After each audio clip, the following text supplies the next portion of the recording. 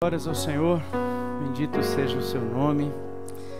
Que bom a gente estar reunido de novo para louvá-lo, adorá-lo. E agora a gente tem um tempo de ouvi-lo ainda mais, da revelação da sua palavra. Minha oração é que eu atrapalhe o mínimo possível e que ele se revele o máximo para nós hoje. Quero convidá-lo a abrir sua Bíblia, por favor, na primeira carta de Pedro, no capítulo 5. Você tem aqueles textos que um dia você foi sacudido por eles? Aqueles textos que marcou sua vida e definiu rumos novos, assim, para os seus passos. E é muito jóia a gente ter a possibilidade de pregar sobre textos como esse, assim, é um privilégio. Quando nós temos textos que falaram tão profundamente com a gente e um dia o Senhor nos dará a honra de compartilhar um pouco sobre aquilo que o Senhor nos ensinou. A gente tem passado por momentos profundos de transformação de mente. Vivemos hoje uma época onde pensamos o que pensamos, ou da forma que pensamos, não é por causa do hoje, mas é por causa de uma construção que vem assim. Se você pegar mesmo do ano de 1500 para cá, se você gosta um pouco de história, né? Você pega do ano de 1500 para cá, tantas influências sérias nós sofremos para pensar do jeito que a gente pensa hoje, que era o conhecida a mente moderna. Você inicia na política ali com Maquiavel, falando que agora a liberdade econômica é que deve dar a pauta da vida. Surgem os grandes filósofos. Podemos pensar no Sócrates, se eu pensar é porque eu existo. Podemos pensar em Nietzsche, um dos mais modernos, que Deus está morto. Deus sempre fora do processo. Pensamento da sociologia totalmente influenciado por Karl Marx, aonde Deus também está fora do processo, aonde as coisas se desenrolam, seus desdobramentos mais no socialismo. A gente pega também vários outros pensadores que influenciaram a gente. Freud na psicanálise, Darwin falando da origem, e a origem não tem Deus. Isaac Newton dizendo que agora não precisa mais de uma superioridade, uma divindade para explicar nada, porque tudo se explica no cálculo. Então é muita gente forte. Estamos falando do ano de 1500 para cá. Se você pegar, por exemplo, Freud, alguns aqui tiveram pais que foram contemporâneos dele. Ele morreu em 1939. Então a influência ainda muito forte, muito viva. Então a forma que a gente pensa, como nós pensamos, gente, isso não é um botão que ligou e desligou. Isso é uma influência que vem assim, e você vai pensar assim, dessa forma. É assim que a gente pensa. Mas todos esses pensamentos, Deus está fora do processo, o homem está no centro. E quando o homem está no centro, ele agora tem o direito de ser feliz. Quando o homem está no centro, as coisas têm que girar em torno dele. Quando o homem está no centro, Deus tem muita coisa para se explicar, se é que ele existe. Quando o homem está no centro, eu sou a razão da minha própria existência. Quando o homem está no centro, ele é depressivo, ansioso, cheio de problemas. Ele não consegue descansar porque ele é o centro. Quando o homem está no centro, várias dificuldades, dor, tragédias acontecem. O homem está no centro. Quando Deus está fora, a gente não consegue mais nem entender a vida. E sabe qual é um dos assuntos que faz com que a gente não entenda a vida? Sofrimento. Sofrimento é um dos assuntos mais sérios para a nossa existência, porque alguma construção na mente existiu e nós demos muito voz a ela, de que nós não podemos sofrer e não é justo sofrermos. Não falo hoje sofrimento, eu não falo hoje sobre sofrer, eu falo da mente cristã. Se há uma construção da mente moderna, há uma construção da mente divina em nós. E a nossa forma de pensar é assim: ei, queria que você pensasse de um jeito diferente. Eu queria que você pensasse de uma forma que vai colidir muito com o que você já ouviu e foi até influenciado. E é nessa forma de pensar que Pedro, ele escreve a sua carta a uma igreja que sofre muito. E eu leio a partir do versículo 6 até o versículo 11. Quais são os conteúdos, assim? Quais são o jeito de pensar, Qual a forma de pensar que Deus quer que nós tenhamos? Verso 6, 1 Pedro 5, diz: humilhai-vos em um lugar.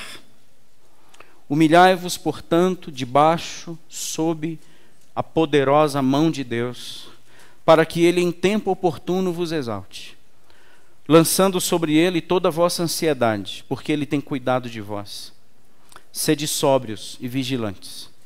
O diabo, vosso adversário, anda em derredor como um leão que ruge, procurando alguém para devorar. Resisti-lhe firmes na fé, certos de que sofrimentos iguais aos vossos estão se cumprindo na vossa irmandade espalhada pelo mundo.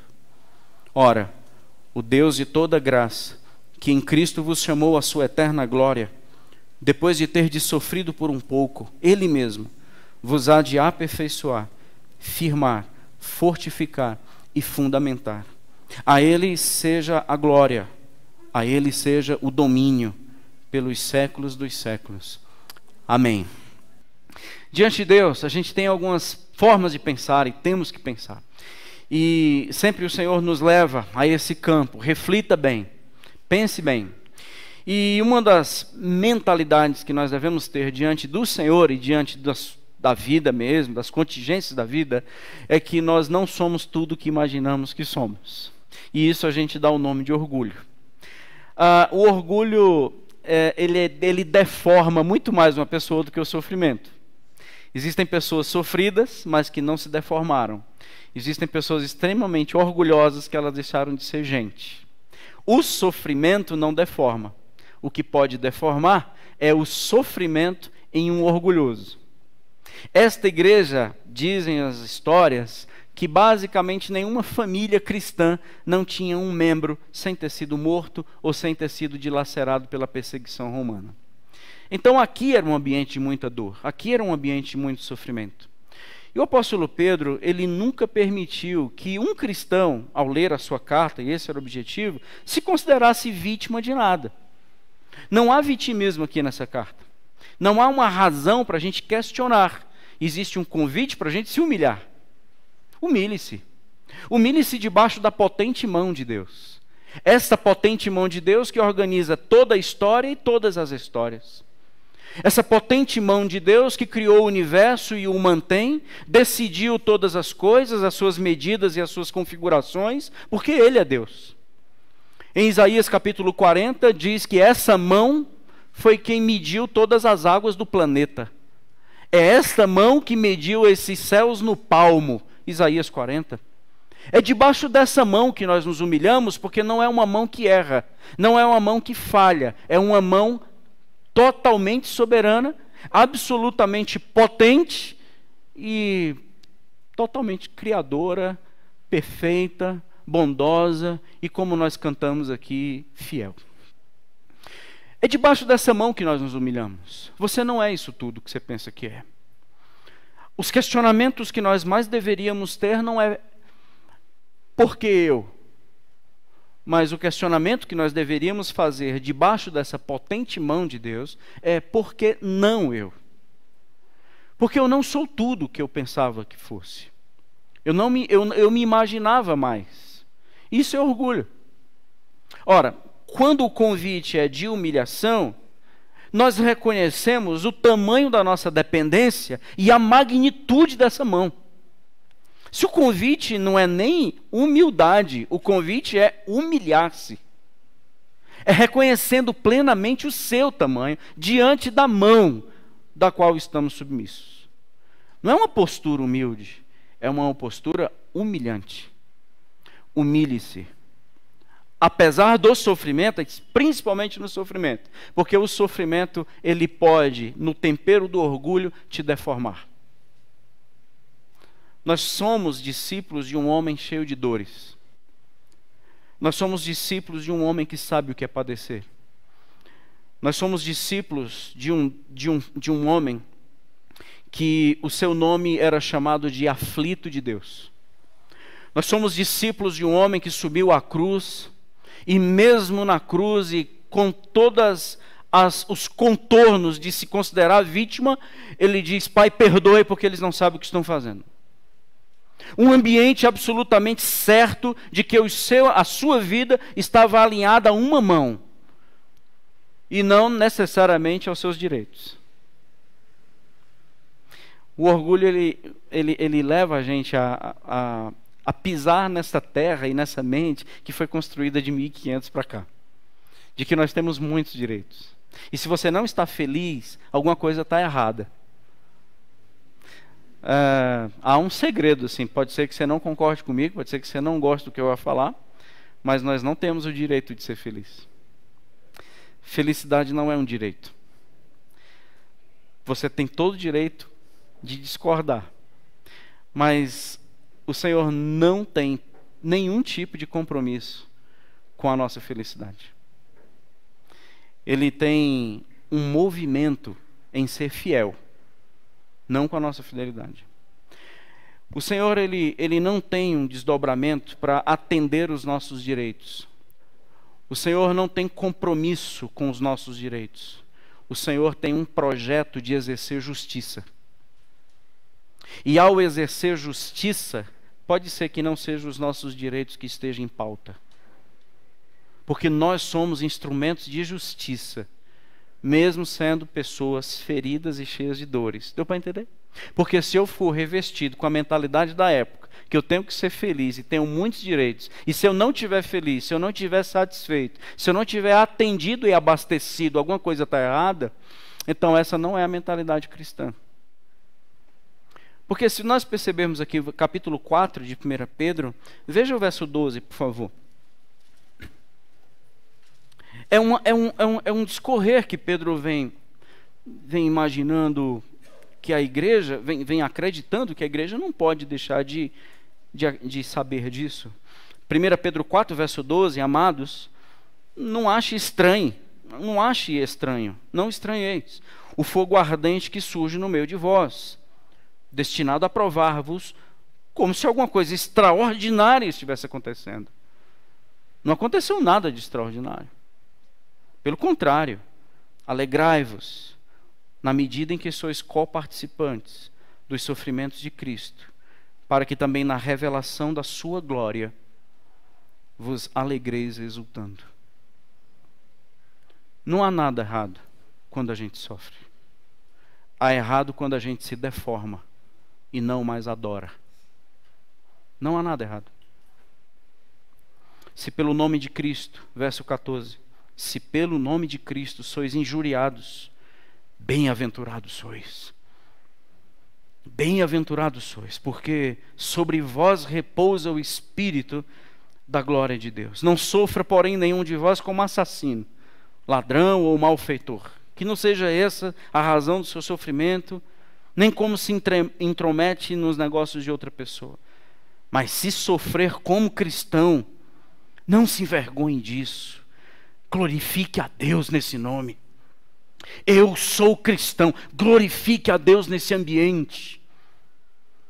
Mas nunca se perca num caminho do questionamento do sofrimento e se perca das veredas da adoração. Eu adoro o meu Senhor a despeito de grandes dores que eu estou atravessando.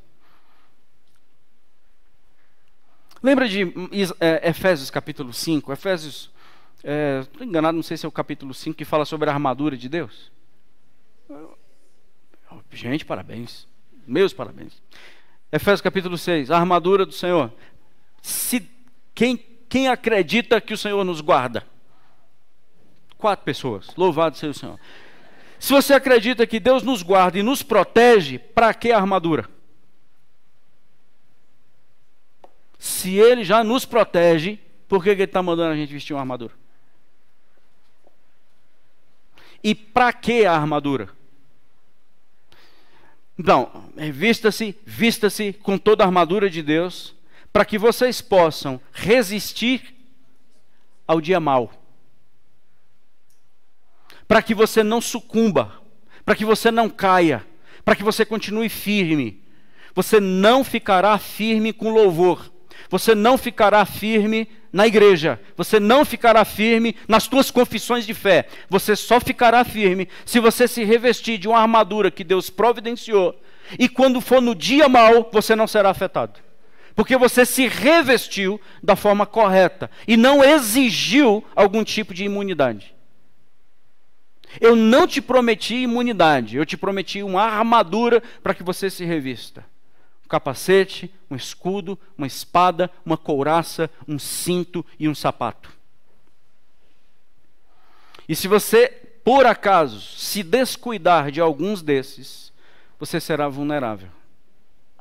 Humilhe-se a ponto de reconhecer que se não for com uma armadura que Deus providenciou, você não tem como resistir ao dia mau. Oração do Pai Nosso, livra-nos do mal. Como? Com a armadura que Ele prometeu. Glória a Deus, meus irmãos. E não com uma imunidade, uma redoma, uma proteção de aço divino que nada me pega. Nós vamos saber que isso não é verdade. Muitos de nós já sabemos que isso não é verdade, mas nós insistimos em substituir uma decisão e uma prática de fé com uma oração. A oração necessariamente não nos blinda. A oração nos faz entender que a gente precisa de uma armadura. A oração que nos blinda é falsa. Porque possivelmente a gente não está ouvindo, a gente só está falando. Porque se a gente for ouvir, ele vai dizer se precisa de uma armadura. A oração que nos faz entender que nós somos protegidos porque oramos, é uma oração que basicamente só foi nós que falamos. Dizemos, livra-nos do mal, livra-nos do mal, livra-nos do mal. E possivelmente a gente não ouviu, porque a gente tem muita pressa, a gente tem muita coisa para fazer. Deus é mais à toa, mas a gente tem muita coisa para fazer, e aí a gente não tem muito tempo para ouvir, não, a gente só fala.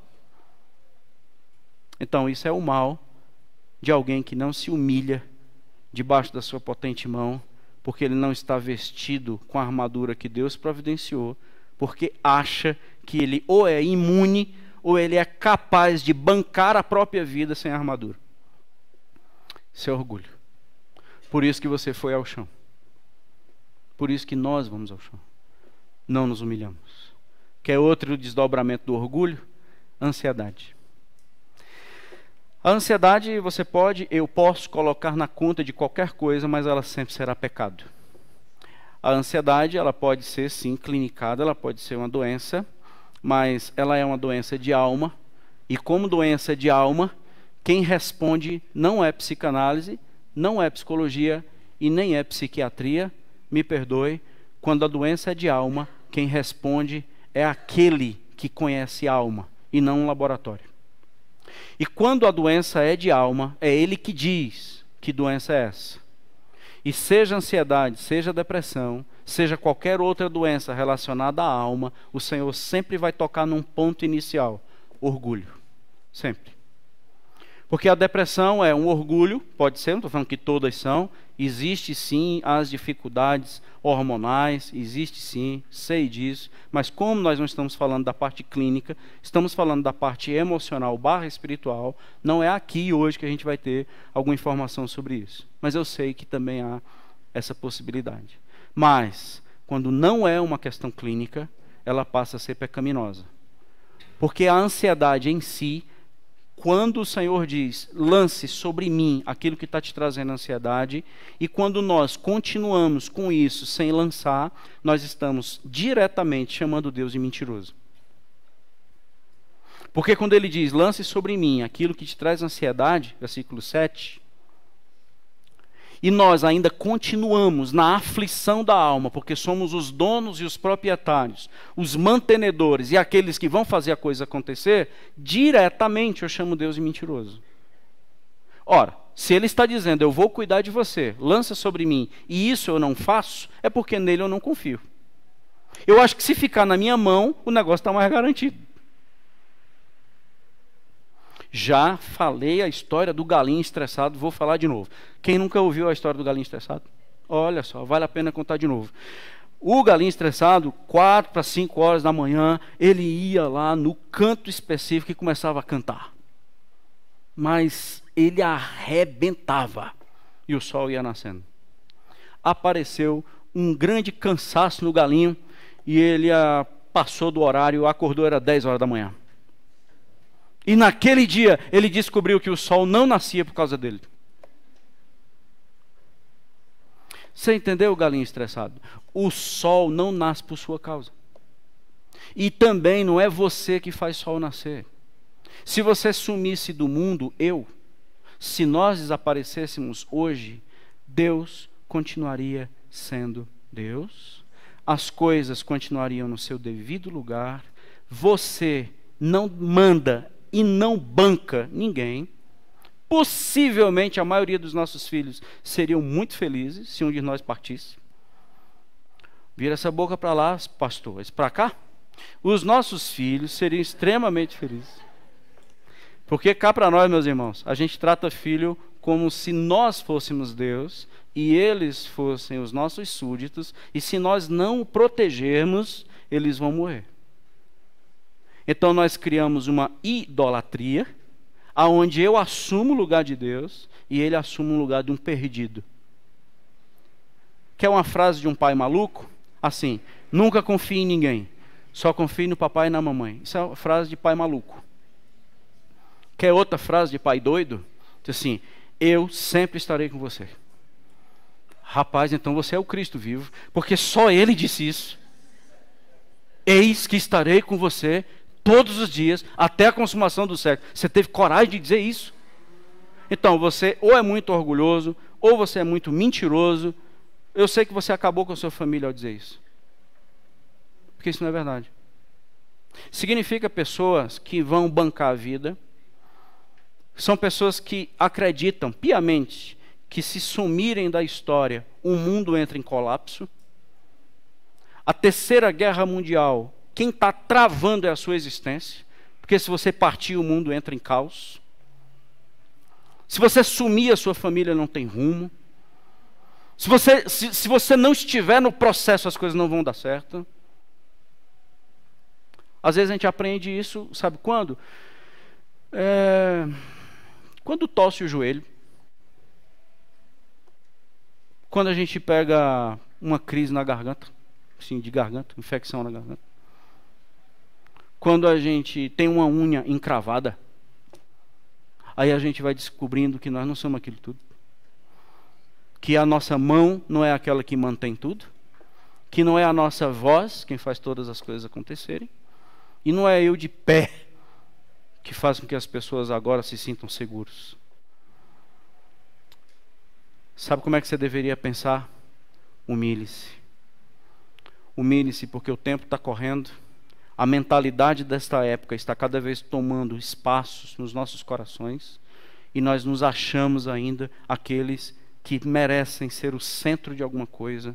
E se não formos nós, se nós não formos assistidos, se eu não me sentir bem, se eu não me sentir feliz, se eu não me sentir satisfeito, alguma coisa está errada.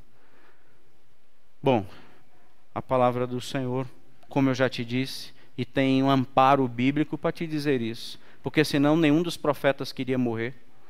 E se você pegar um profeta do Antigo Testamento feliz, rapaz, quem era esse cara? Todos os profetas não tinham a sua felicidade como o primeiro quesito. Todos os profetas tinham a vontade de Deus como o primeiro quesito. E é debaixo dessa vontade que eu me torno uma pessoa feliz. Em lágrimas, mas feliz. Porque é da vontade dele. E se foi da vontade dele, não poderia acontecer coisa melhor. Se foi da vontade dele, não poderia ter acontecido diferente. Porque ele decidiu. Humilhe-se debaixo dessa mão que decide todas as coisas. E se hoje você está com alguma angústia em relação a amanhã, lance sobre ele. Porque há uma promessa. Ele tem cuidado de você. Ele tem cuidado de nós. Ficar significa não confiar nisso. Então, tanto tem a estrutura de orgulho e não se humilhar, como também tem as estruturas de orgulho de querer dominar. Então, amanhã pertence a mim. Estou me fazendo entender, meus irmãos? Estão comigo? Então, assim, quando a gente vai perceber aqui de ansiedade, eu posso estar num processo de desconhecer quem Deus é. Eu não sei muito bem quem é esse Deus. Quando eu estou vivendo e mergulhado nesse ambiente de muita ansiedade, pode ser que eu precise aprender, e quem sabe pode ser um ambiente de cura. Você não tem o controle de nada. Por isso que você está se rebatendo aí a sua alma. Você não tem o controle de nada. Você não controla nada. Nada. Nesse ambiente de cura, se a gente perceber isso, a gente é curado. Aqueles que se permitem o Senhor agir e são grandes o suficiente para se humilhar, recebem um processo de cura, eu creio nisso. É uma agonia de corresponder sempre aos outros. Os ansiosos, geralmente, eles se preocupam com o que os outros vão achar. Mentalidade da época. Não sei se eu já lhe contei isso, mas o meu pai, nós somos 11 irmãos. Eu não peguei essa época, mas os meus irmãos mais velhos, o meu pai, ele tinha um cabeleireiro exclusivo para meus irmãos. Exclusivo. É igual ao exército. Meu irmão sentava na cadeira do barbeiro, perguntava, como é que você quer? Não perguntava para o meu filho, perguntava para o meu pai, como é que o senhor quer? Aí ele disse assim, no 1. Aí pegava um negócio extremamente difícil de cortar cabelo, que era uma máquina, aí sai, próximo. E a minha mãe costurava, tinha uma máquina, e o meu pai, ele comprava o tecido. Imagina o gosto, preferência, a sutileza.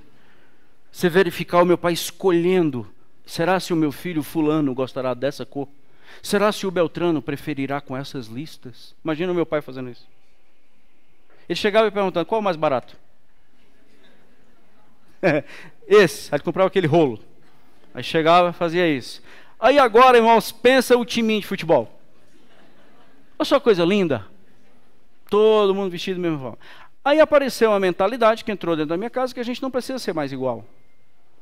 A gente tem que ser diferente. A gente tem que contrariar o pai. Nós somos autônomos. Por que não fazer o que eu gosto? Por que não decidir o meu cabelo? Por que não decidir a minha roupa? Por que não decidir aquilo que mais me agrada? E o pai vai ficando fora porque entrou uma mentalidade para fazer aquilo que eu me sinto bem. Essa mentalidade é anti-bíblica, anti-Cristo. Porque eu não estou aqui para fazer a minha vontade. Quem disse isso? Cristo. Eu estou aqui para fazer a vontade do meu Pai. A minha comida consiste em fazer a vontade dele, não é minha. Por isso que para muitos, igreja piora a pessoa. Sim, porque para muitos, melhora quando eu saio da igreja. Por isso que eu não preciso estar aqui e ter compromisso aqui. Porque eu não faço a vontade dele. Eu não entendo que é isso que ele quer para mim. Mas eu faço aquilo que mais me agrada. Aí sabe o que o Senhor vai fazer conosco?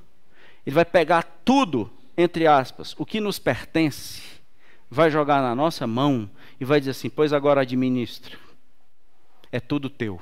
Aí você não vai dormir com medo de perder. Você vai se encher de remédio porque você não consegue mais dormir.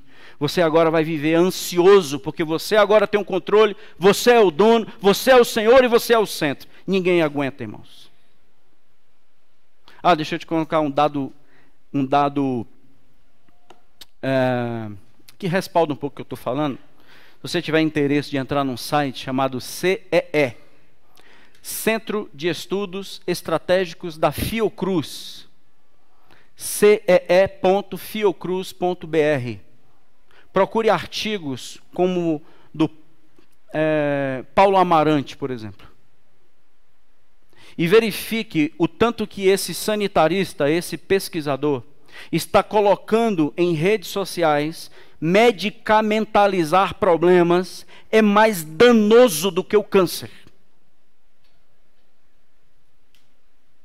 Só para você dizer que é coisa bíblica. Fiocruz, Fundação Oswaldo Cruz, está preocupado com a medicamentalização de pessoas que estão passando por dor. Dor de alma não se cura com cápsula. Dor de alma se cura num colo, num Deus vivo, verdadeiro, poderoso, real, amoroso e que cuida de nós e nos chama de filhos. Pode absolutamente discordar do que eu estou lhe dizendo. Você tem toda a liberdade, mas eu sou pastor.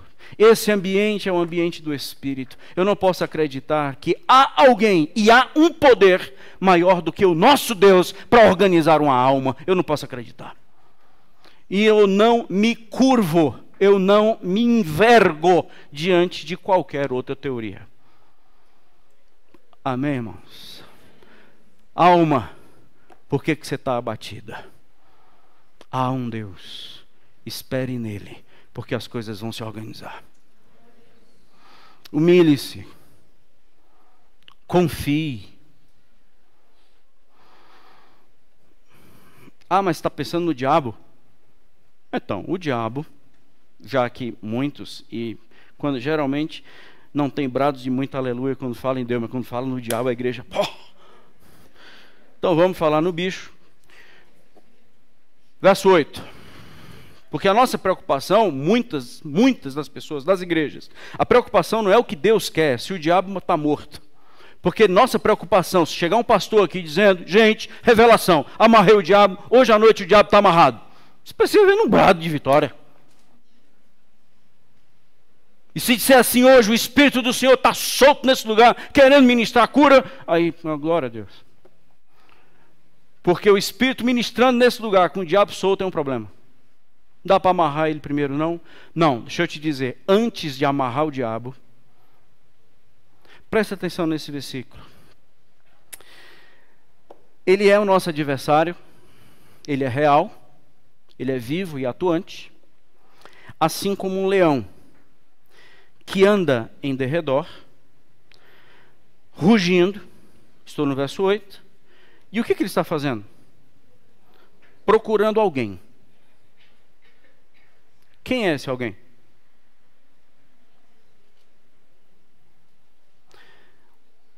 João registrou um episódio de Jesus com a mulher samaritana, João capítulo 4. E o Senhor Jesus diz assim: o Pai procura verdadeiros adoradores que o adorem em espírito e em verdade. Pedro, ele está dizendo, o diabo procura alguém para devorar. Nós estamos falando de dois grupos, duas buscas e dois fins. Antes de amarrar o diabo, o que eu tenho que me perguntar é se eu vou ser achado por quem. Porque ele é um leão, rugindo, e vai achar alguém porque ele está procurando, e esse alguém vai devorar. Somente aqueles que não adoram em espírito e em verdade. Isso é o que eu creio. Então, antes de amarrar Satanás, eu tenho que perguntar se eu não sou o alvo da sua busca. Porque se eu for o alvo da sua busca, vai por mim, não adianta amarrar não. Você já tentou amarrar leão? Ele não é domesticado, filho. E quem é esses? Os que não se os orgulhosos. Os cheios de si, que faz o que manda e domina a sua própria agenda. Esses. E muitos estão dilacerados pelas presas do inferno e ainda não reconhecem que estão agonizando na vida espiritual. Muitos estão agonizando na vida espiritual, mas não enverga.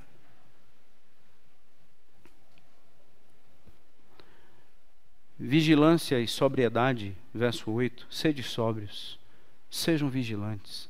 Seja sóbrio para entender isso. Você está bebendo o quê? Você está se consumindo com o quê? Você perdeu a capacidade de pensar. Você acredita mesmo que é uma oração que amarra o Satanás, que está agora amarrado? Você acha mesmo que Satanás ele se amarrará, ou nós o amarraremos por causa da nossa oração?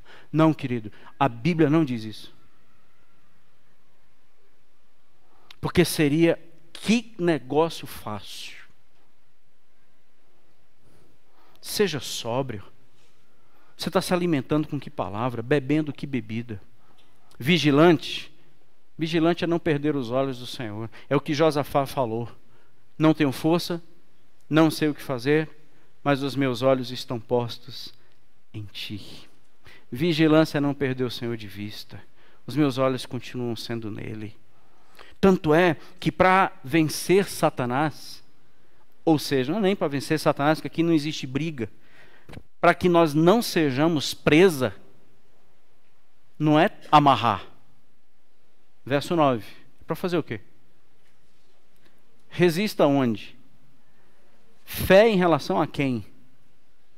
Ao Senhor. Então o nosso problema não é com Satanás. Nosso problema não é com o diabo. Nosso problema é incredulidade. É uma estrutura de fé que o Senhor nunca foi Ele quem fez. Você vive numa crença. Você não crê em mim, porque você não me conhece. E você não pode confiar em quem você não conhece. E é o fato de você não me conhecer que você é tão orgulhoso. É o fato de você não me conhecer que você é tão ansioso. É o fato de você não me conhecer que você não vigia e que você nem sabe pensar na mente de Cristo. Você pensa na mente de Maquiavel, você pensa na mente de Sartre, você pensa na mente de Kant, você pensa na mente de Marx, você pensa na mente de Freud, mas você não pensa na minha mente. Você não tem a mente de Cristo. E a gente não amarra Satanás. A gente continua confiando no nosso Deus. Eu confio no meu Senhor. Eu sei em quem eu creio. Então a nossa luta não é contra principados e potestades. Nesse campo, o meu objetivo é amarrar Satanás, é encontrar o ponto fraco dele. Não. O meu objetivo é amar o meu Senhor, nele confiar e absolutamente conhecê-lo e prosseguir em conhecê-lo. Esse é o meu objetivo, porque só assim eu posso resisti-lo. Nossa luta contra principados e potestades, meus irmãos, só com a armadura de Deus. E com a armadura de Deus só conhecendo-o.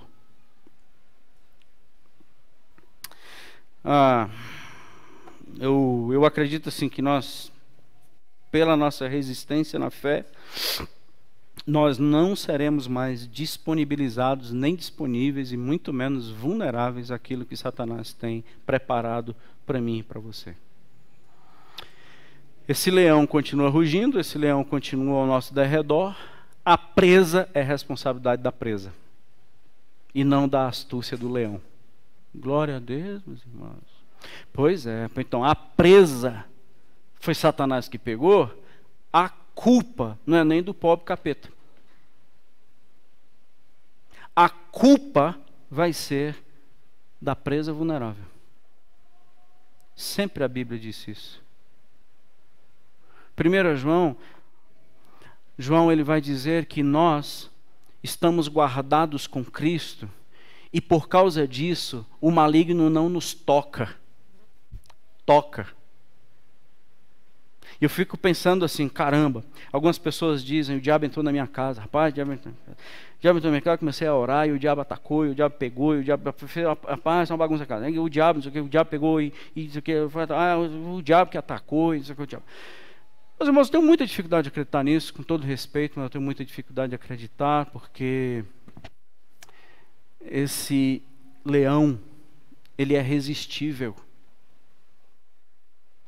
Esse leão, ele tem forças neutralizadas. E eu reconheço a seriedade do que eu estou falando e não estou brincando. Eu reconheço o terreno perigoso ao qual mas não é ele que me intimida. É o amor do meu Senhor que me constrange. Passei muitos anos tendo medo do diabo. Muitos anos, escravizado. Muitos anos imaginando o diabo muito mais poderoso que o meu Senhor. Um adolescente frágil, um jovem paranoico, que alguém possesso ele corria de medo. Hoje, Não superestimo, mas também não subestimo, porque a minha vida não gira em torno do diabo. A minha vida é para amar e adorar o meu Senhor, conhecê-lo e nele crer. Cuidado para não beber coisa diferente. Aí, se nós acreditarmos que a força neutralizadora desse leão é com sal atrás da porta, ou tocando trombeta, ou comprando lenço de pastor, Deus tenha misericórdia. Conheci uma mulher que comprou uma corneta, chegou em casa tocando. Ô pai, e perguntaram por que a corneta, é porque o pastor ungiu e tudo que é de capeta, ao ouvir o som da corneta, ia sair. É lamentável demais e triste demais as pessoas estarem sendo usadas como mercado e objeto manobrável nas mãos de gente que vai prestar contas no inferno. A gente não tem o direito de ser feliz. A gente tem o direito de cumprir propósitos. E é cumprindo propósitos que nós somos felizes. Outra coisa, as conclusões que eu tiro aqui, é que o apóstolo Pedro vai dizer: resista firme na fé, convicto, convicto. Não se deixe no seu sofrimento estar vulnerável a um leão. Não se permita que na sua dor você esteja vulnerável, porque o sofrimento igual ao seu está se cumprindo na vossa irmandade. Baixa a bola, não é você que sofre não. Baixa a bola, não é só papai e mamãe diz que você era centro do mundo, mas você não é centro do mundo não. Baixa a bola. Não é só você que perde, não é só você que sente dor, não é só você que está sofrendo, não é só você que não tem. Baixa a bola, você não é isso tudo. Porque os sofrimentos iguais aos seus estão se cumprindo nos seus irmãos, espalhados pela face da terra. Você não é centro de nada. Vá nos hospitais do câncer, vá nos cemitérios amanhã, vá nas filas do Cine dos desempregados e veja quantos dos meus filhos. Você acha que isso ainda é pouco? Então vá para a África. Você acha que isso é pouco? Vá para a Coreia do Norte. Você acha que isso é pouco? Vá para a parte do Afeganistão e conheça a igreja perseguida. E você está criticando porque que teu celular quebrou. Você está entrando em crise na fé porque teu celular estragou. Eu tenho a obrigação de dar celular novo enquanto eu não curo feridas amargas na alma das pessoas na África, porque sepultaram seus filhos com fome, e são meus filhos. Você acha que você tem direito de quê? Você acha que eu tenho que girar em torno de você por quê? Para te dar a casinha dos teus sonhos, o carrinho que você sempre sonhou, ou o empreguinho que você sempre desejou? Eu não tenho compromisso com isso. Porque se eu tivesse compromisso com isso, a África não seria África, o Afeganistão não seria Afeganistão, e a Venezuela não estaria com refugiados. Então baixa a bola, não é só você que sofre. E não é orando, cantando, lendo e dando dízimo que eu estou à sua disposição. Eu não sou garçom para atender frescura em troca de 10%. Então se humilhe debaixo de mim. Envergue. Porque se as coisas derem tudo errado para você, é porque está dando tudo certo para mim. Alegre-se. Se você falir, alegre-se. Porque eu quero fazer você um instrumento de justiça através de mim. Para que a consolação que alcançou você, você seja um agente de consolação para os que sofrem. Porque tem muita gente chorando, precisando dos seus braços. Muita gente chorando, precisando do seu apoio. E você ainda está cheio de si, dono da sua própria agenda. Eu não conto com você. Nem para cá, para a reunião de oração você vem. Nem para a escola bíblica você acha que você precisa. Nem para a reunião de crianças você participa. Você se acha, camarada. Você se acha, minha filha. Você é dono de você. E eu não tenho um vínculo com você. Não é por uma agenda eclesiástica. É por um orgulho que não se quebra. Então cuidado, há um leão. Isso não é ameaça, isso é revelação. E para resisti-lo, é não se considerar digno de qualquer coisa, nem de dono de nada, porque o sofrimento igual ao seu está sendo espalhado na face da terra. E eu não vou tratar você como vítima, eu vou tratar você como responsável, escreve Pedro. Não foi o teu sofrimento que deformou você, teu orgulho. Não foi o divórcio. Não foi o luto. Não foi o abandono. Não foi a traição. Não foi a doença que te deformou. Teu orgulho. Não é o desemprego que deforma o homem. É o orgulho. Sofrimento igual ao seu está se espalhando na face da terra. Nós oramos por filhinho, mas não oramos pelos refugiados da Venezuela, porque nós somos muito mais amorosos do que fiéis a Deus. Talvez as pessoas que estão sofrendo no mundo, elas não são dignas da minha oração, mas as pessoinhas que eu amo são. Isso não é ser cristão, isso é ter bando. Isso não é ser cristão, isso é ter quadrilha. E Pedro diz: está sofrendo? Ele diz: muito. Tem muita gente sofrendo igual a você. Verso 10. Deus tem um propósito para as nossas vidas. O Deus de toda graça, que em Cristo nos chamou à sua eterna glória. É esse o propósito. Depois de vocês terem sofrido por um pouco. Viu como o sofrimento está na agenda? Depois de vocês terem sofrido por um pouco, revestido da armadura que eu providenciei, Ele mesmo vai aperfeiçoar você, vai firmar você, vai fortificar você e vai fundamentar você. Deus tem um projeto além da nossa dor. E a gente se alegra por causa dos méritos de Cristo, por causa da sua imensa graça, que nos alcançou sem nenhum tipo de mérito pessoal. Ninguém foi salvo porque decidiu se salvar. Nós fomos salvos por causa da graça do Senhor que nos chamou à sua eterna glória. Aí, eu posso dizer que a última batida do meu coração, a gente vai estar nessa eterna glória. E quando o seu coração bater pela última vez, a gente vai se encontrar. E nesse lugar não vai ter mais choro. E nesse lugar não vai ter mais adeus. E tudo foi tão bom. E tudo deu tudo certo. E o sofrimento fez a gente ser um agente de tanta justiça. E mais pessoas estamos levando para esse lugar. E mais pessoas estamos levando para esse lugar.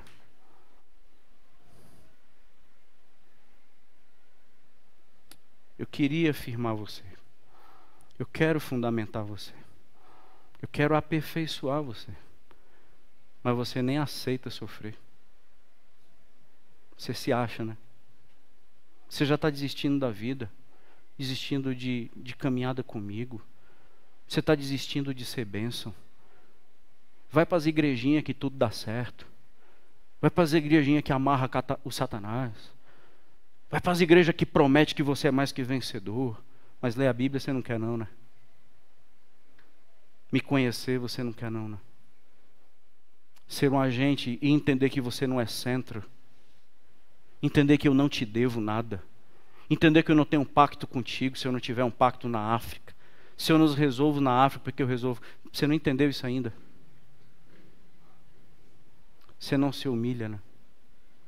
Por isso que tem muitos dilacerados nas presas do diabo e se reconhecem bênção, só porque tem alguns trocados na conta corrente. Acredite, meu irmão, minha irmã, Satanás, ele não vai devorar a gente e deixar a gente prostrado.